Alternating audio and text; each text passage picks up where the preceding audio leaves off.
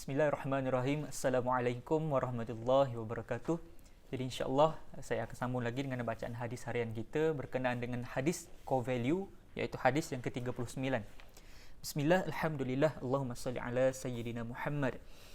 An Abi Hurairah radhiyallahu anhu qala Rasulullah sallallahu alaihi wasallam, man kanat indahu madhlamatun li akhihi min 'iradihi aw min syai'in falyatahallalhu minhu al-yawm qabla an la yakuna dinar wala dirham. In kana lahu 'amalun salihun ukhidha minhu biqadrin madhlamatihi wa in lam yakun lahu hasanatun ukhidha min sayyiati sahibihi fahumila alaih. Maksudnya daripada hadis ini, daripada Abu Hurairah radhiyallahu anhu, beliau telah berkata, Rasulullah sallallahu alaihi wasallam telah bersabda, barang siapa yang terdapat padanya sesuatu daripada kezaliman terhadap saudaranya, sama ada dalam bentuk harta benda atau dalam bentuk yang lain, maka hendaklah dia meminta kepada saudaranya agar dihalalkannya pada hari ini, iaitu semasa di atas dunia, sebelum datangnya hari yang sudah tidak bernilai lagi wang dinar dan dirham, iaitu pada hari kiamat. Jika dia tidak meminta dihalalkan ketika berada di atas dunia dan dia mempunyai amal soleh, maka amal solehnya akan diambil mengikut kadar kezalimannya. Jika dia tidak mempunyai sebarang kebaikan, maka diambil daripada kejahatan-kejahatan orang yang dizaliminya itu, lalu dibebankan ke atasnya. Jadi dalam hadis ini, Nabi SAW menjelaskan tentang kita semasa berada di dunia perlu untuk kita orang kata meminta maaf ataupun minta dihalalkan sesuatu yang mana kita ambil tanpa dengan orang kata mengambil dengan zalim terhadap orang lain. Jadi semasa di dunia ini, Nabi SAW menyarankan, maknanya kita minta awal-awal daripada orang yang kita sakiti ataupun kita zalimi, minta maaf awal-awal sebelum kita dihadapkan ke mahkamah Allah Subhanahu Wa Taala. Jadi saya nak cerita tentang perkara mungkin kita boleh nampak, mungkin kita pernah dengar cerita-cerita tentang semasa kita dibangkitkan nanti macam mana proses-proses dia. Jadi saya nak cerita tentang orang soleh, orang yang baik. Okey, baik. Orang yang baik, orang yang soleh ini, bila cerita tentang orang soleh semasa hari kiamat, diceritakan orang yang soleh ni pada ketika diterimanya buku amalan itu, maka dia menerima buku amalan itu dengan tangan kanannya. Jadi orang soleh ni timbangan pahala dengan dosa dia ni cepat, berlalu dengan cepat. Tak perlu mengambil masa bertahun-tahun. Jadi timbangan pahala dia lebih berat daripada timbangan dosa dia. Dan pada ketika hari kiamat ni, hari akhirat ni, kita boleh nampak maknanya bentuk pahala dan juga dosa itu kita boleh nampak. Macam contoh kita di dunia sekarang ni, kita sedekah pada orang tapi kita tak nampak pahala itu ke mana.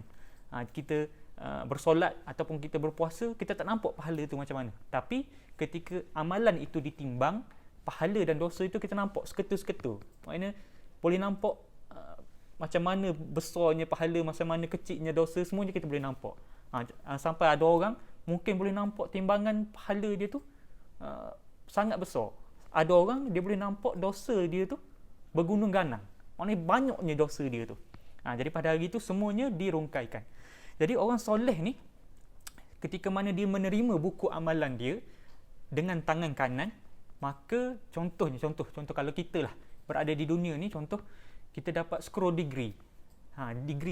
Degree ataupun PhD, kita sangatlah seronok, kita sangatlah gembira. Jadi kita nak, kepada siapa kita nak tunjuk? Jadi kita cari keluarga kita dulu mula-mula. Okey, macam tu juga digambarkan ketika mana kita menerima buku amalan dengan tangan kanan, maknanya pada ketika itu sangatlah gembira orang yang mendapat menerima buku amalan dia dengan tangan kanannya. Allah Subhanahu Wa Taala ada sebut, a'udzubillahi minasyaitonirrajim, fa amma man utiya kitabahu biyaminihi. Maka diberi buku amalannya tu dengan tangan kanan dia. Dia terima dengan tangan kanan dia. Seterusnya Allah sebut lagi, fasawfa yuhasabu hisaban yasira. Pada ketika itu dia dihitung amalan dia dengan mudah saja, dengan smooth saja, tanpa orang kata susah payah, lancar saja urusan timbangan pahala dan dosa dia. Seterusnya Allah sebut lagi, wa yanqalibu ila ahlihi masrura. Dia berlari-lari mencari keluarga dia untuk dia bagi tahu, aku boleh masuk syurga. Maknanya dia dapat tiket, orang kata daripada buku amalan yang diterima tu, dia nak bagi tahunya dia boleh masuk syurga, dia adalah ahli syurga. Tapi sebelum itu, sebelum diterima, contohlah tiba-tiba, contoh sebelum diterimanya buku amalan itu, malaikat akan bertanya dulu, ada tak siapa kenal si fulan ni? Maknanya malaikat tanya, kenal tak siapa dia ni? Maknanya kita, contoh kita berada pada tempat tu, malaikat akan tanya pada semua orang yang berada pada ketika itu, adakah kamu kenal orang ni? Ada yang orang kenal tak orang ni? Maka satu demi satu orang akan datang. Suami kita ataupun isteri kita, anak-anak kita, cucu-cucu kita, ataupun sahabat-sahabat kita, ataupun rakan-rakan sepejabat, siapa yang kenal saja, semua tampil ke depan untuk ditanya berkenaan dengan perkara-perkara ni. Contoh, kalau kita ada menzalimi orang, kita ambil harta orang, kita mengumpat orang, pada ketika itulah orang-orang ni akan menuntut pahala daripada kita. Contoh, kalau saya ambil contoh untuk mengumpat saja. Contoh, kita mengumpat orang ni, tiba-tiba malaikat panggil orang-orang lain ni, orang lain ni akan meminta pahala daripada kita. Bila kita berbuat jahat pada dia, maknanya kita mengumpat, kita akan ditarik sedikit demi sedikit, pahala kita diberikan pada dia. Contoh, bila diberi banyak-banyak pahala ni, sampailah tak ada apa dah pahala kita, maka diambil pula dosa orang yang kita zalimi itu, diberikan pula pada kita, ditimpakan ke atas kita. Maknanya pahala dah negatif dah, tak ada, kosong dah, ditambah pula dengan dosa. Maknanya pada ketika itulah orang ni berada dalam keadaan muflis. Jadi dalam hadis ini Nabi SAW memberitahu, pada ketika kita berada di dunia ni, kita perlu dah minta maaf, kita perlu dah minta halalkan apa yang kita ambil. Kalau perlu untuk kita gantikan semula benda-benda yang kita terambil daripada dia, maka kita perlu ganti terus di dunia ni sebelum kita meninggal. Maknanya benda ini kita kena selesaikan terus di dunia sebelum kita dihadapkan kepada mahkamah Allah Subhanahu Wa Taala ketika mana kita dibangkitkan sekali lagi di hari akhirat nanti. Jadi wallahu alam, sekadar itu daripada saya. Moga-moga apa yang kita bincangkan pada hari ini kita boleh aplikasikan ke dalam kehidupan kita. Kita tak, orang kata kita ini adalah manusia yang banyak dosa. Kita tak bukanlah maksum seperti Nabi SAW.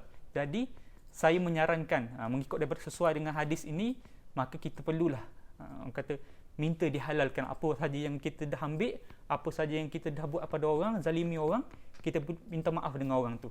Jadi insya-Allah semoga dengan itu kehidupan kita menjadi lebih bahagia dan insya-Allah dipermudahkan urusan kita di akhirat nanti. Wallahu alam. Assalamualaikum warahmatullahi wabarakatuh.